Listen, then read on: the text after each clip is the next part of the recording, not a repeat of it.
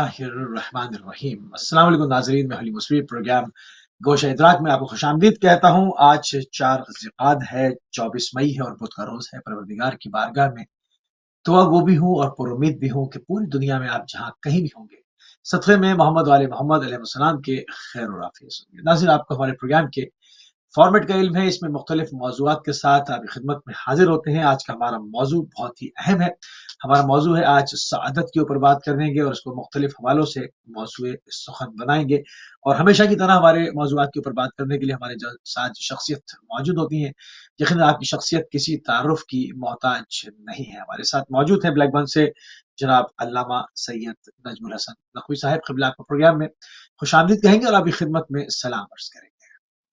جی السلام علیکم ورحمۃ اللہ، آپ کو بھی اور تمام تر اہل ایمان کی خدمت میں السلام علیکم۔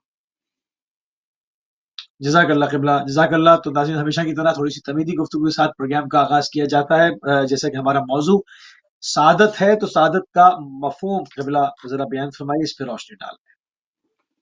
بسم اللہ الرحمن الرحیم۔ سعادت کا جو لفظ ہے وہ اس کے مترادفات بھی ہیں۔ سعادت یعنی خوش بختی، سعادت یعنی خوشی، سعادت یعنی کمال حاصل کرنا۔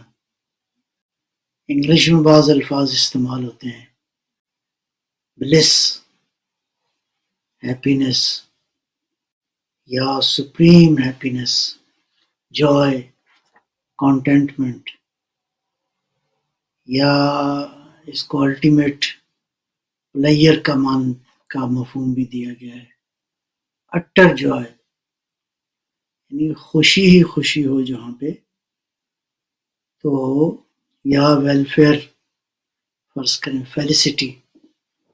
تو یہ مختلف الفاظ ہیں جو سعادت کے معنی کو بیان کرتے ہیں، لیکن اس میں تقریباً جو ہے وہ مفہوم جو ہے وہ انسان کی فزیکل خوشی جو ہے نا وہ زیادہ ان لفظوں میں رکھی گئی ہے۔ لیکن دینی اصطلاحات میں ایک لفظ اور بھی استعمال ہوا ہے جس کو فلاح کہتے ہیں، فلاح، سعادت۔ جی، تو یہ فلاح سعادت جو ہے یہ کامیابی اور کمال کے میننگ میں استعمال ہوتی ہے۔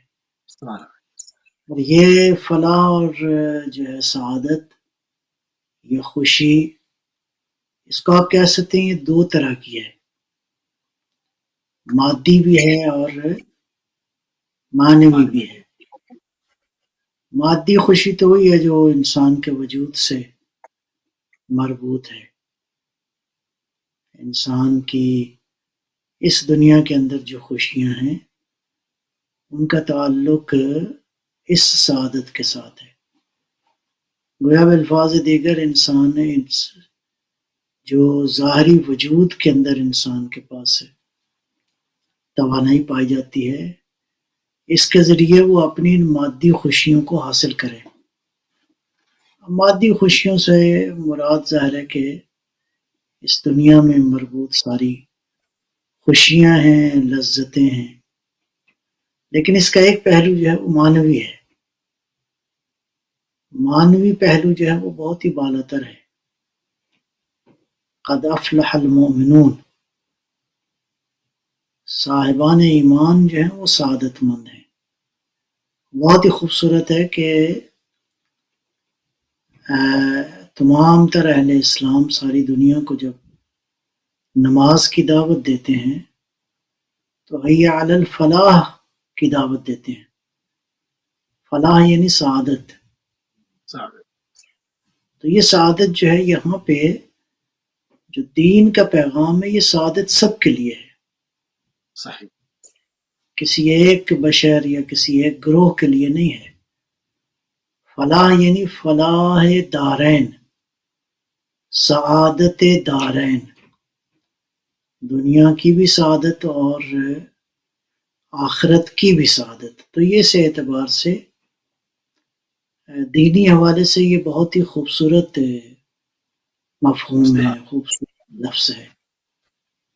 دنیاوی حوالے سے بھی دینی دنیاوی، اگرچہ دینی جو تصور ہے اس میں دونوں شامل ہیں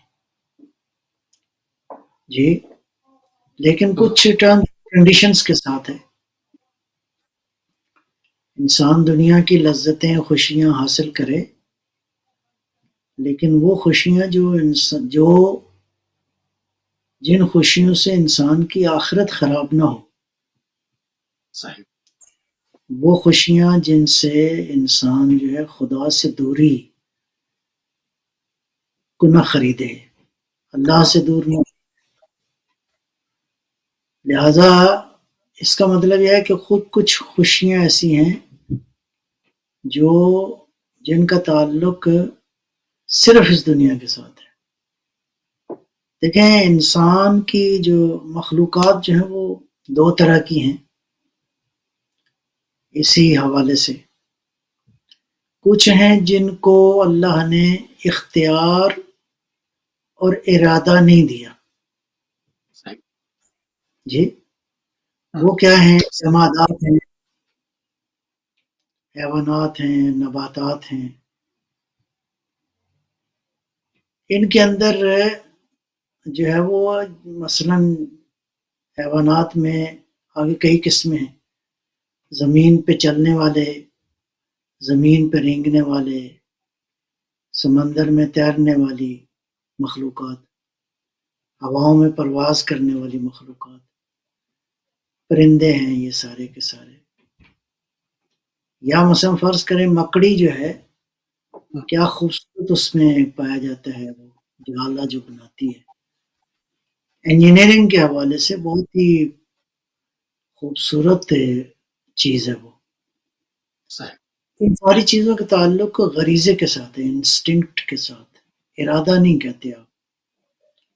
یہی وجہ ہے کہ 1000 سال پہلے مکڑی جو جالا بناتی تھی آج بھی وہی جالا بناتی ہے. صحیح. اس جالے میں کوئی ترقی نہیں ہوئی، ارتقا نہیں ہے اس میں.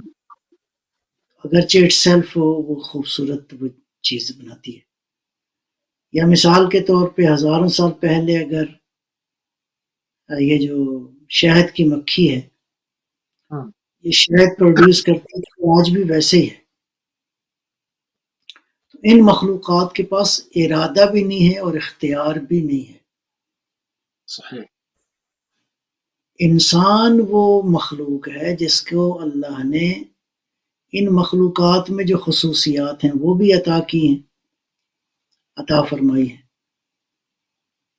شعور، مثلا شعور سب مخلوقات میں ہے، کانشیسنس. یہ شعور جو ہے اس کے لیولز مختلف ہیں.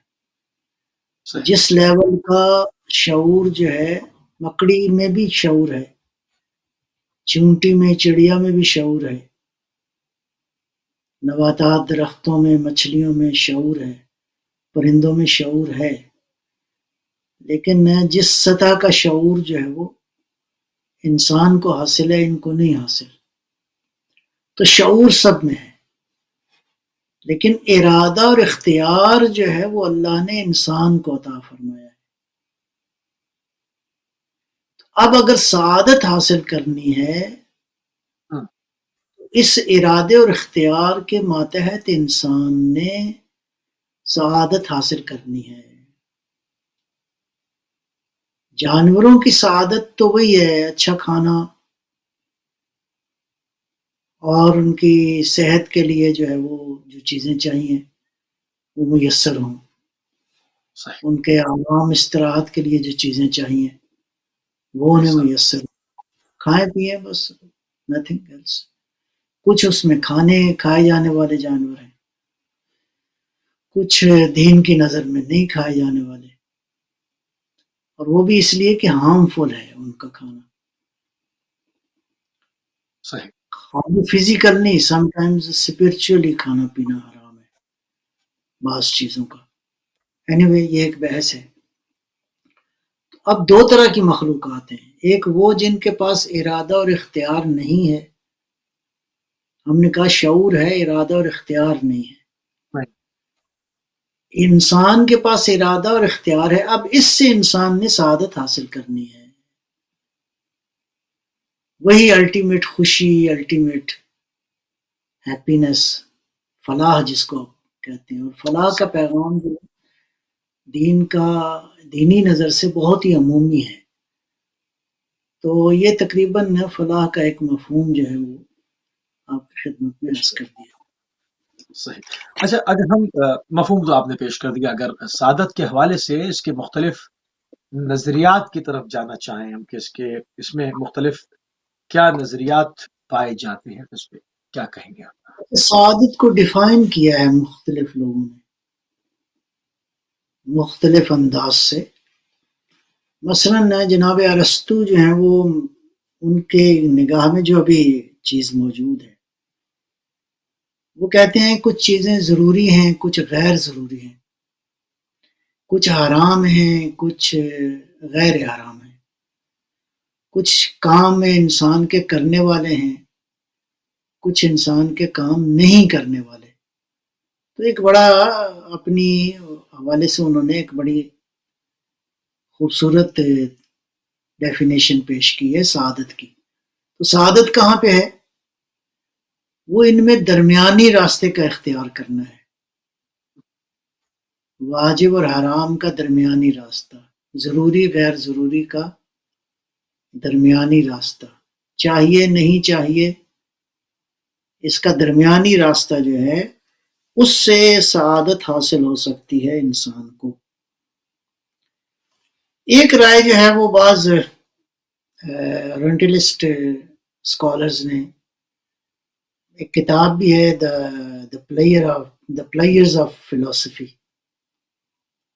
اس میں ایک پوائنٹ جو لکھا گیا ہے وہ ہے انسان کی تمام تر ویلیو، انسان کی تمام تر ارزش، قدر و قیمت جو ہے وہ لذت کا حصول ہے. جتنی لذت زیادہ ہوگی اتنی وہ سعادت مند ہوگا. بہرحال یہ ایک پوائنٹ آف ویو ہے. ابھی اس پہ یہ بھی ایک نظریہ. ایک رائے ہے، اس پہ رائٹ. اعتراض کی بھی بحث نہیں ہے، ایک رائے ہم بیان کر رہے ہیں. جناب ارسطو کی رائے تھی کہ کچھ چیزیں حرام ہیں، کچھ غیر حرام ہیں، کچھ ضروری ہیں، کچھ غیر ضروری ہیں، کچھ اعمال کرنے چاہیے، کچھ نہیں کرنے چاہیے.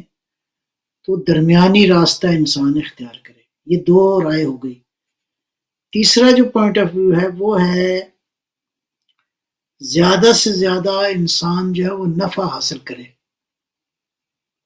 پروفٹ. مال جتنا زیادہ کمائے گا اتنی ہی اس کی سعادت مندی ہے. اس تعریف کی روشنی میں جن لوگوں کے پاس قارون کی طرح خزانے ہیں تو وہ زیادہ سعادت مند ہیں. تو ایک پوائنٹ آف ویو جو ہے وہ یہ ہے. ایک اور بھی ہے، یہ رائے جو ہے وہ ہر دنیا کے مختلف مکاتب فکر میں اور حتیٰ مسلمانوں میں بھی پائی جاتی ہے. وہ کیا ہے؟ وجدان انسان کا مطمئن ہو، انسان کا باطن جو ہے وہ مطمئن ہو،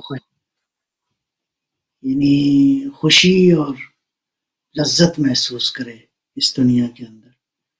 لہذا باطن کا سکون جو ہے، tranquillity of your inner self, انسان کا باطنی سکون جو ہے یہی سعادت ہے. صحیح. سعادت کا یہ ایک پوائنٹ آف ویو ہے. تو یہ تقریباً یہ ہوگا 4 پوائنٹ آف ویو، 4 ڈیفینیشنز ہو گئی. ایک اور بھی ہے، وہ کہتے ہیں کہ جو سعادت ہے وہ بنیادی طور پر اصلاح معاشرہ جو ہے نا، چیریٹی کے امور، لوگوں کی خدمت کرنا، معاشرے کی اصلاح کرنا. تو جتنی زیادہ آپ معاشرے کی اصلاح کریں گے، معاشرے کے فائدے میں کام کریں گے، اتنی زیادہ آپ نے سعادت حاصل کی. صحیح. تو یہ 5 نظریے ہو گئے. جی صحیح. جناب ارسطو کی رائے ہو گئی کہ درمیانی راستہ، واجب اور حرام کے درمیان، ضروری غیر ضروری کے درمیان. پھر ایک پوائنٹ آف ویو ہے لذت ہی سب کچھ ہے، پھر ایک پوائنٹ آف ویو ہے نہیں پروفٹ سب کچھ ہے، پھر فاهم. ایک پوائنٹ آف ویو ہے کہ نہیں باطن کا سکون جو ہے وہ سب کچھ ہے، پھر ایک پوائنٹ آف ویو یہ ہے کہ وہ باطن کے سکون، ہاں ایک پوائنٹ آف ویو یہ ہے کہ اصلاح معاشرے کی خدمت کرنا، ساری سعادت جو ہے وہ اسی میں۔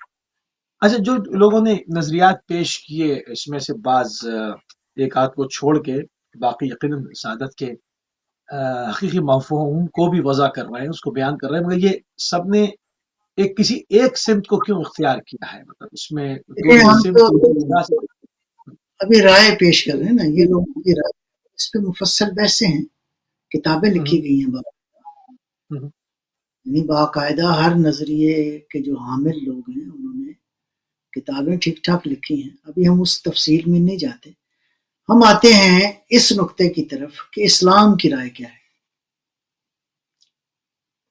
اسلام کی نگاہ میں سعادت کیا ہے، قرآن کی اور اہل بیت علیہ السلام کی نگاہ میں سعادت جو ہے وہ کیا ہے۔ البتہ یہاں پہ یہ جو آپ نے سوال کیا ایک پہلو میں عرض کروں گا، وہ کیا ہے، آراء مختلف ہیں، پوائنٹس آف ویو میں اختلاف پایا جاتا ہے، اس کا مطلب ہے سعادت کی جو ڈیفینیشن کی گئی ہے وہ فطری نہیں ہے، یہ بڑا خوبصورت پہلو ہے، صحیح فطری اگر ہوتا تو اختلاف نہ ہوتا، نہ ہوتا، صحیح. چونکہ فطرت میں تو اختلاف نہیں ہے،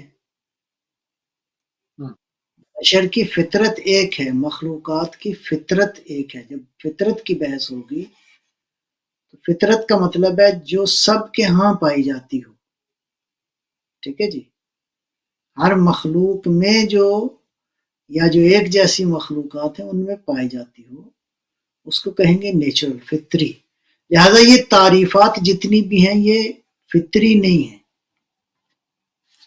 فطری تعریف جو ہے وہ کیا ہے، دین جو ہے وہ دین فطرت ہے، اب دین جو ہے وہ کہتا ہے سعادت کے لیے جو ہے وہ آپ کیسے سعادت کو حاصل کریں گے۔ اب آ جائیں دینی نقطہ نظر سے، ہر وہ قانون جس میں 4 خصوصیات پائی جاتی ہوں، ہر وہ عمل جس میں 4 خصوصیات پائی جاتی ہوں، یہ فاؤنڈیشن ہے سعادت کی۔ صحیح. میں اس سے پہلے مولا کائنات امیر المومنین علیہ الصلوۃ والسلام سے 2 روایات ہیں جو بہت ہی خوبصورت ہیں، بہت ہی خوبصورت ہیں۔ ایک میں فرماتے ہیں حقیقت السعادہ ان یختم الرجل عملہ بالسعادہ، سعادت کی جو ایسنس ہے، جو اس کی ریئلٹی ہے، سعادت کی جو حقیقت ہے وہ یہ ہے کہ انسان جو ہے جو بھی عمل کرے اس کے نتیجہ جو ہے، اس کا جو اختتام ہے وہ سعادت پر منتہی ہو۔ کیا خوبصورت ہے کہ انسان جو بھی عمل کرے اس کا اختتام جو ہے وہ سعادت والا ہو، یعنی جس عمل کا اختتام اینڈ پوائنٹ جو ہے وہ ہے سعادت، خوشبختی، تو یہ حقیقی سعادت ہے۔ پھر ایک جگہ پہ ارشاد فرمایا، یہ میں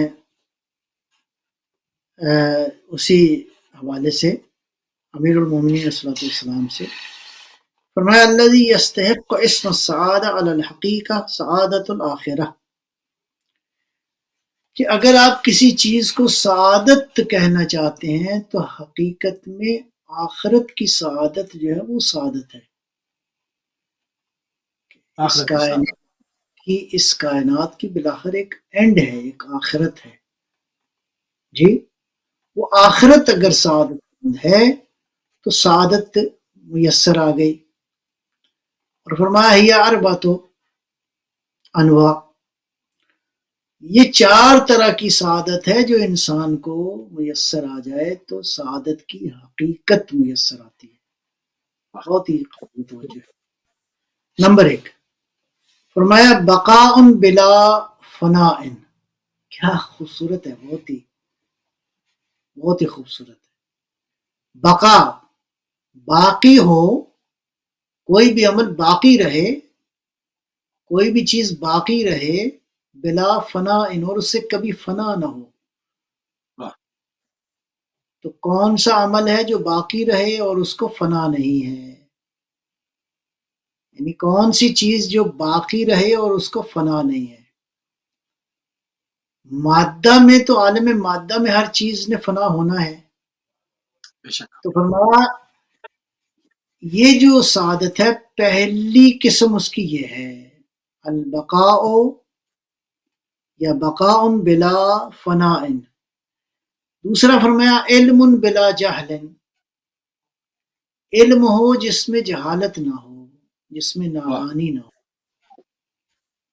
علم ہو یعنی علم ہو، آگاہی ہو، ایسی آگاہی جس میں جہالت اور نادانی نہ ہو. یہ 2 ہو گئے. قدرت بلا عجز.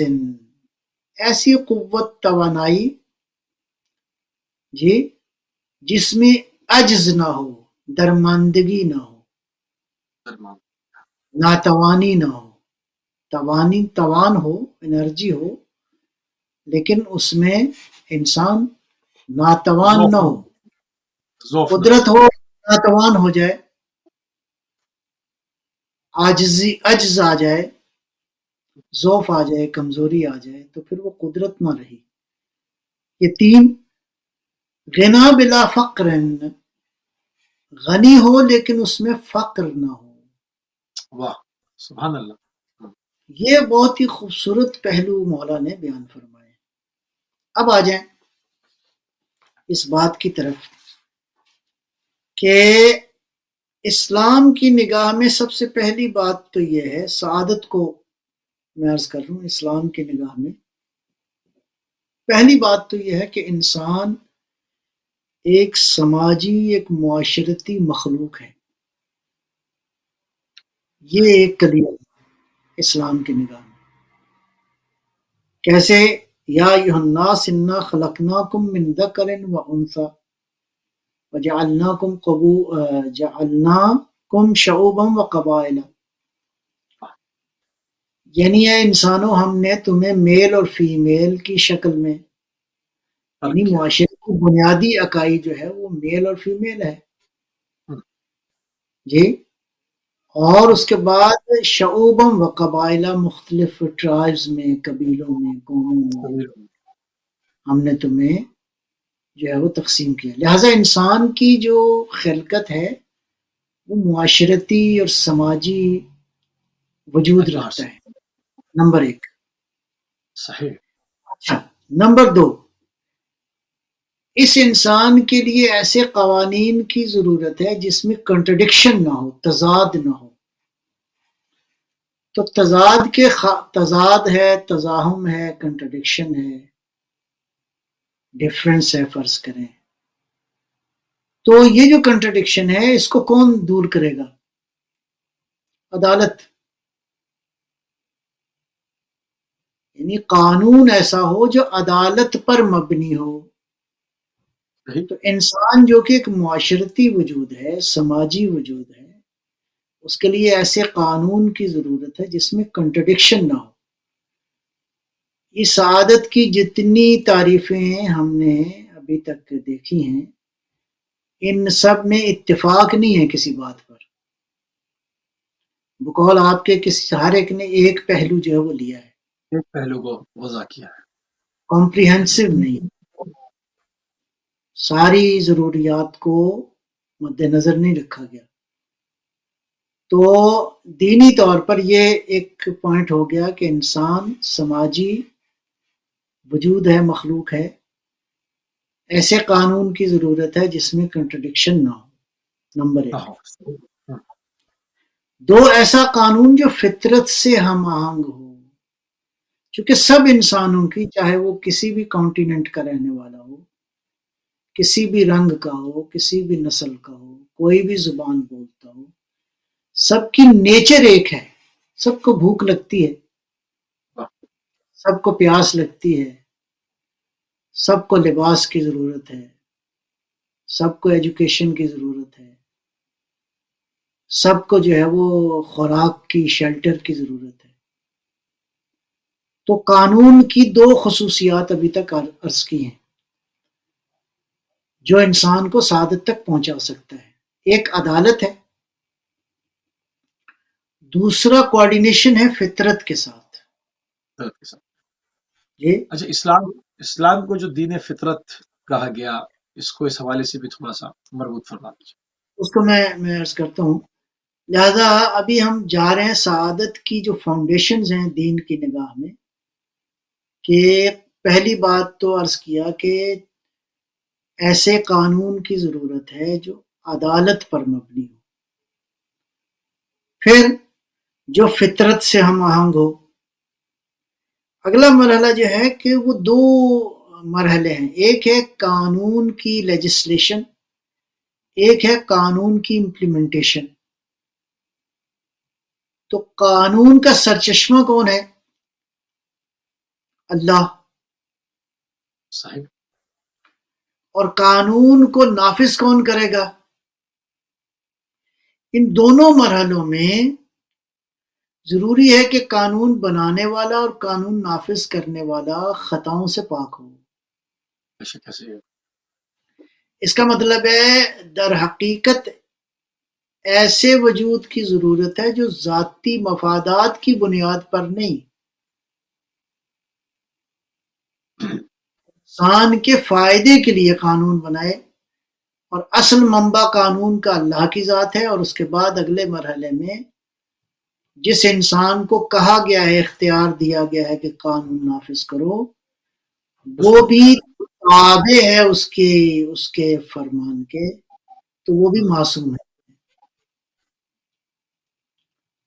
البتہ معصوم کی غیبت کے زمانے میں بھی شرائط سخت ہیں کہ ایک فقیہ عادل جو ہے وہ بہرحال وہ کہ پھر ایک علیحدہ بحث آ جائے گی، لیکن بہرحال قانون کا بنانے والا اور قانون کا نافذ کرنے والا دونوں میں شرط یہ ہے کہ ذاتی مفادات نہ ہوں. جی، معصوم ہو، خطاؤں سے پاک ہو. اب کون ہے جو بنیادی طور پہ ان خصوصیات کا مالک ہے؟ اولین مرحلے پہ تو اللہ ہی ہے، اور اللہ ہی فرماتے ہیں الا یعلم من خلق وهو اللطیف الخبیر. جانتے نہیں کس نے تمہیں بنایا ہے اور وہ لطیف و خبیر ہے. یہ فرمایا ان الحکم الا للہ ہے، اصل حاکمیت جو ہے اللہ کی ہے. ومن لم يحكم بما انزل اللہ فاولئک هم الکافرون. اور جو اللہ کے دیے ہوئے نظام کے تحت حکم نہیں کرے گا، حکومت نہیں کرے گا، وہ کافر ہے. بعض جگہ پہ ہے کہ وہ مشرک ہے. ٹھیک ہے جی.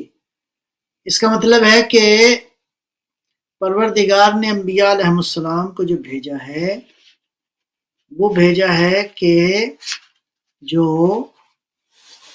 اللہ کے قانون کو نافذ کرنے کے حوالے سے خواہشوں کے تابع نہیں ہیں. تو پس خلاصہ کیا ہوا؟ خلاصہ یہ ہوا کہ ایسا قانون جو فطرت سے ہم آہنگ ہو. فطرت سے ہم آہنگ ہوگا تو تمام تر انسانوں کے لیے قابل قبول ہوگا. صحیح. عدالت کے معیار پر پورا اترتا ہوگا تو کنٹرڈکشن نہیں ہوگا. حتیٰ ایون جب امپلیمنٹ کریں گے تو عدالت کے قانون کے مطابق سب اس کے لیے جو ہے وہ برابر ہیں. عدالت جہاں نافذ ہو جائے، ذاتی مفادات اور انٹرسٹ سے پاک ہو، یعنی معصوم ہو. اور تیسرا جو ہے وہ چوتھا نقطہ جو ہے وہ علم کی بنیاد پر ہو، یعنی جہالتوں کی بنیاد پر نہ ہو. ایسا قانون جو ہے وہ انسان کی سعادت کے لیے جو ہے وہ.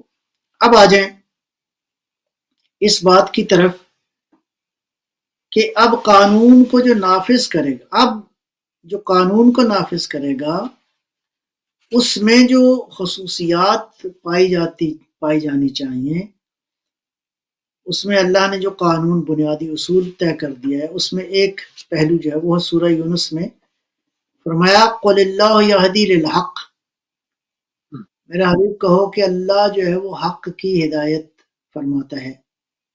صحیح ہے. فمن یہدی الی الحق احق ان یتبع امن لا یہدی الا ان یہدی فما لکم کیف تحکمون. بہت ہی خوبصورت پیرا میں اس بات کو بیان کیا گیا.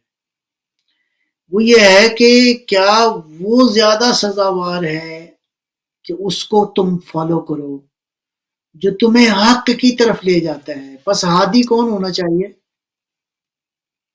کون حق کی ہوگا طرف ہمیں جو حق کی طرف لے جائے، لے کے جائے اور صاحب عصمت بھی ہو. جو نور کی طرف لے جائے. یہ جو دعا روز مانگتے ہیں ہم سارے مسلمان، اہدنا، ہمیں ہدایت فرما، اہدنا کس کی؟ الصراط المستقیم. دعا کس کی بارگاہ میں کر رہے ہیں؟ اللہ کی بارگاہ میں.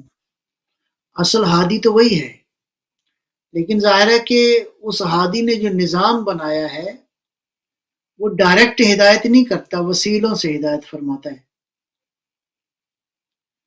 تو ساتھ ہی یہ اس آیت کے بعد اگلی آیت ہے صراط الذین انعمت علیہم، یعنی ان لوگوں کی راہ کی ہدایت فرما جن پہ تو نے انعام کیا ہے. بس عالم ظاہر میں اس دنیا میں انسان کی سعادت اور خوشبختی اس میں ہے کہ ہدایت کے اس نظام کو فالو کرے جو اللہ نے بنایا ہے. اور یہ جو سعادت مندی ہے یہ دنیا میں بھی ہے اور آخرت میں بھی ہے. اور مولا کے فرمان کے مطابق اصل جو ہے وہ اس کی جو ہے وہ آخرت ہے. آخرت میں انسان کو جو ملنے والا ہے اصل خوشی، اصل سعادت، اصل جو بلس جس کو آپ کہیں، کنٹینٹمنٹ جس کو کہیں، ہیپینس کہیں، الٹیمیٹ ہیپینس کہیں، سپریم پلیئر کہیں، یہ ساری کی ساری جو لذتیں ہیں حقیقی جو ہیں. اب اس اعتبار سے جو دین کی نگاہ میں سعادت کی ڈیفینیشن بنے گی وہ یہ ہے. اب اس بات کو یہاں پہ کنکلیوڈ کرنا اس انداز سے، دین کی نگاہ میں اصل مقصد ہے انسان وہ کمال جو اس کے لیے ممکن ہے. ممکن ہے. صحیح. جو کمال اس کے لیے ممکن ہے. ممکن ہے. اس ممکن کی تو حد تو متعین نہیں کی جا سکتی. اس کا مطلب ہے جتنا بھی انسان کے لیے ممکن ہے، کوئی حد معین نہیں. اس میں پھر ہر انسان کی ڈفرینٹ کیپیسٹی ہے نا. ہاں اس کے جی ایسے ہی ہے. وہ یہ ہے کہ اللہ نے ہر انسان کو جو کیپیبلٹیز دی ہیں، جو توانائی دی ہے، انرجی دی ہے، جو صلاحیتیں دی ہیں انسان کو، جو بھی فَأَلْهَمَهَا فُجُورَهَا وَتَقْوَاهَا قَدْ أَفْلَحَ مَنْ زَكَّاهَا. کیا خوبصورت ہے. تو سعادت مندی اس کے لیے ہے جو ان ساری قوتوں کو، صلاحیتوں کو استعمال کر کے اپنے اس ممکنہ کمال کو حاصل کرے. توجہ فرمایا آپ نے. تو حقیقی سعادت کب ہوگی؟ جب اللہ کی دی ہوئی توانائی، صلاحیتیں، کیپیسٹیز، ایبیلٹیز، کیپابلٹیز، یہ جتنی بھی ہیں ان کے ذریعے انسان ممکنہ کمال کو حاصل کرنے کی کوشش کرے. لیکن کس راستے سے، کس ٹیکنیک سے؟ مشروع، سالم، صحیح. ان صلاحیتوں کا صحیح استفادہ کرے انسان. یہ جو اللہ نے قوتیں دی ہیں، ان قوتوں کو صحیح ڈائمنشن میں استعمال صحیح طریقے سے، وہ طریقہ جو کہ جائز طریقہ ہے. اللہ نے بہت کچھ رکھا ہے انسان کے وجود میں. ان ساری صلاحیتوں کو جب انسان بروئے کار لائے گا on the right path with the right technique، درست انداز سے، صحیح، سالم، مشروع طریقے سے جب ان صلاحیتوں کو، اس استعداد کو، اس توانائیوں کو انسان استعمال کرے گا تو انسان کو دنیا میں بھی خوش بختی ہے، سعادت ملے گی، اور آخرت بھی انسان کی سعادت مند ہو جائے گی. یہ جو مختلف لوگوں نے ڈیفینیشنز پیش کی ہیں، کس قدر ناقص ہیں وہ، اور ان کی نگاہ میں فقط دنیا اور فزیکل ڈائمنشنز ہیں، خالی پلیئرز نہیں ہیں، مادی پلیئرز. صرف نفع اٹھانا نہیں ہے اس دنیا سے، ہاں، players with terms and conditions, نفع ود ٹرمز اینڈ کنڈیشنز. اصلاح معاشرہ بہت اچھی بات ہے، چیریٹی بہت اچھی بات ہے، ٹھیک ہے جی. اب میں اس سے ڈیفینیشن کو دوبارہ ریپیٹ کرتا ہوں تاکہ انشاءاللہ مطلب زیادہ واضح ہو جائے. وہ کیا ہے؟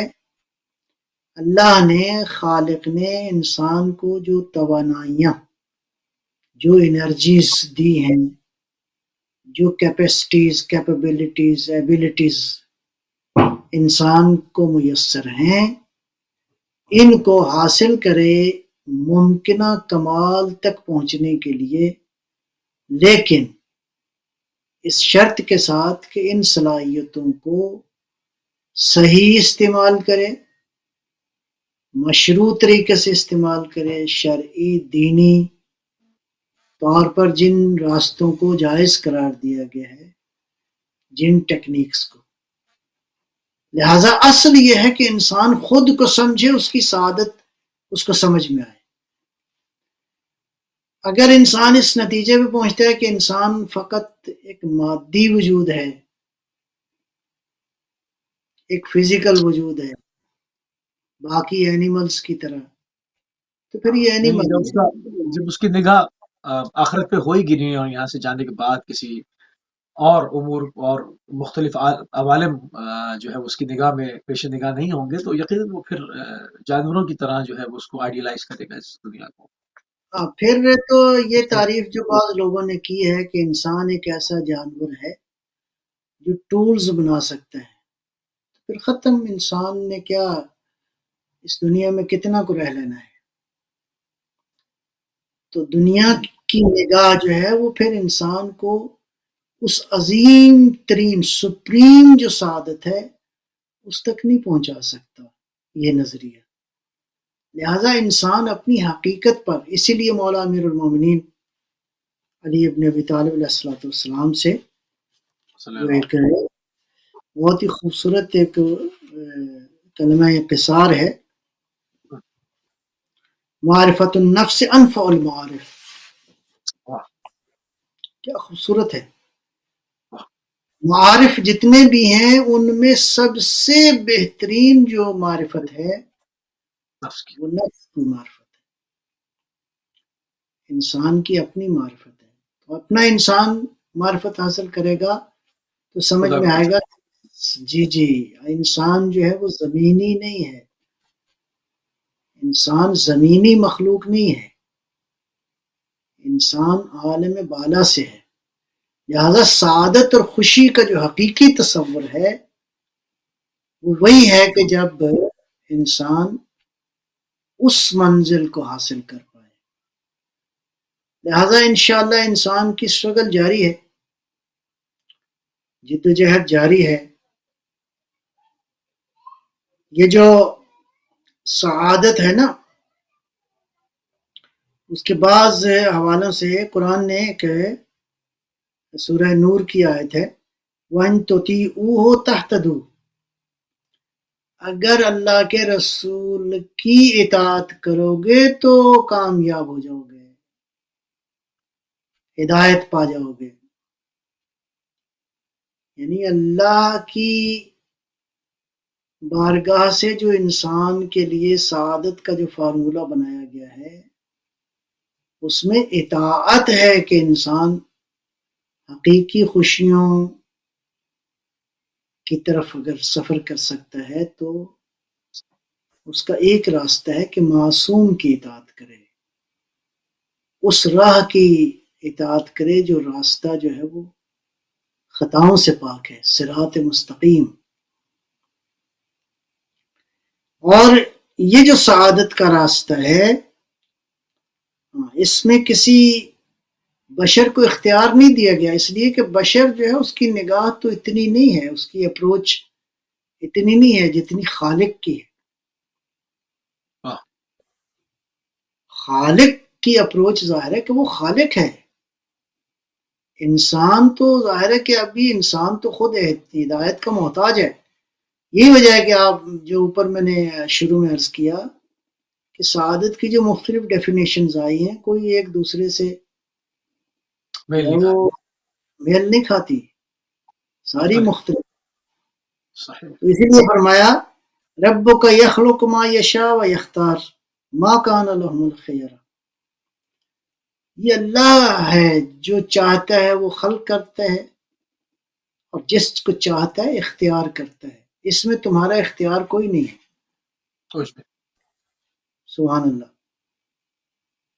تو یہ اس کا لطف و کرم ہے کہ اس نے انسان کی ہدایت کے لیے جو سسٹم بنایا ہے، جو سعادت کے لیے، حقیقی خوشیوں کے حصول کے لیے جو راستے بیان کیے گئے ہیں وہ یہ ہیں، لہذا وہ قانون جو فطرت کے مطابق ہو۔ اچھا، اب یہاں پر اگر اس کو فی زمانہ دیکھیں، اور اس وقت ایک انفارمیشن ٹیکنالوجی کا ایک انقلاب کا زمانہ کہا جاتا ہے، میڈیا کا، سوشل میڈیا کا دور ہے، سوشل میڈیا کے مختلف پلیٹ فارمز لوگوں کے فنگر ٹرپس کے اوپر ان کے پاس موجود رہتے ہیں، اس حوالے سے جو ہے وہ کام اگر کیا جائے اور کیا جاتا ہے تو اس حوالے سے آپ کیا کہنا چاہیں گے جو اس میدان کے اندر کام کر رہے ہیں ان کے لیے اور کچھ ہمارے جوانوں کے لیے؟ نصیحت فرمائیں، اگلے 6 منٹ ہمارے پاس۔ بہرحال اس حوالے سے میں عرض کروں گا کہ انسان کی فطرت کی ابھی بات ہوئی، تو فطرت تو سب انسانوں میں پائی جاتی ہے، اس میں نہ کسی عقیدے کا، نہ کسی مذہب کا، نہ کسی کلچر کا، نہ کسی رنگ و نسل کا کوئی بالکل اختیار نہیں ہے۔ اس میں ایک فطرت ہے انسان کی حقیقت کی تلاش، حقیقت کو تلاش کرنا، یہ ہر بشر کے وجود میں خالق نے یہ فطرت رکھی ہے، ودیت کیا ہوا یعنی کیا؟ جی، ہر بشر جو ہے فطرتاً حقیقت کا متلاشی ہے، کائنات کے اسرار کی کھوج لگانا چاہتا ہے، حقیقت تک پہنچنا چاہتا ہے، حقائق کو جاننا چاہتا ہے، حقیقت کو کھولنا چاہتا ہے، اسرار کی دنیا کے اندر جانا چاہتا ہے۔ تو یہ فطرت ہے بشر کی۔ اب فطرت بشر کی تکمیل کے لیے کچھ قوانین، کچھ اصول، کچھ فاؤنڈیشنز چاہیے۔ ٹھیک ہے جی، میں ایک مثال دے کے تو اس بات کو سمجھاتا ہوں۔ پانی دنیا میں موجود ہے، اس کی فطرت کیا ہے؟ فلو کرنا۔ صحیح۔ لیکن اس پانی کے فلو کو یا راستہ آپ دیں یا پانی خود لے لے گا۔ پانی خود راستے بنائے گا تو تباہی کرے گا، آپ اپنی عقل سے راستے دیں گے، ندی، نالے، نہریں، دریا کی شکل میں، تو یہی پانی جو ہے زندگی کا باعث بن جائے گا، سٹور ہو جائے گا۔ لہٰذا یہ جو انسان کے اندر اللہ نے فطری صلاحیتیں رکھی ہیں، ان کو ٹیم کرنے کی ضرورت ہے۔ یہ جو بے پناہ، بغیر کسی حد کے، بغیر کسی لمٹ کے انفارمیشن آ گئی ہے، یہ نقصان دہ ہے انسان کے لیے۔ یہ انسان جو ہے ایبسولوٹ انفارمیشن کی طرف جا رہا ہے. آیا رینڈملی ہر انسان کو پڑ جانا چاہیے سوشل میڈیا پہ آنے والی ہر اطلاع اور انفارمیشن کو؟ نہیں، قانون چاہیے، اخلاقیات کی ضرورت ہے، ایتھکس اور مینرز کی ضرورت ہے. وہ ایتھکس اور مینرز کیا ہیں؟ وہ انفارمیشن نمبر 1 جو ریلیونٹ ہے ہر بندے کے حوالے سے سوشل میڈیا پہ یا بہرحال باقی جو انفارمیشن کے سورسز ہیں وہاں پہ ایبسولوٹ انفارمیشن موجود ہے. ارریلیونٹ، ظاہر ہے کہ ہر آدمی خود دیکھے کہ مجھ سے ریلیونٹ انفارمیشن کون سی ہے. تو یہ پہلا اصول ہے، pick and choose, relevant information کو اٹھایا جائے، نمبر 1. 2، وہ انفارمیشن جو یوزفل ہے، جو میری ترقی، میری انسانیت میں رکاوٹ نہیں ہے، مجھے اچھے مینرز سے سکھائے.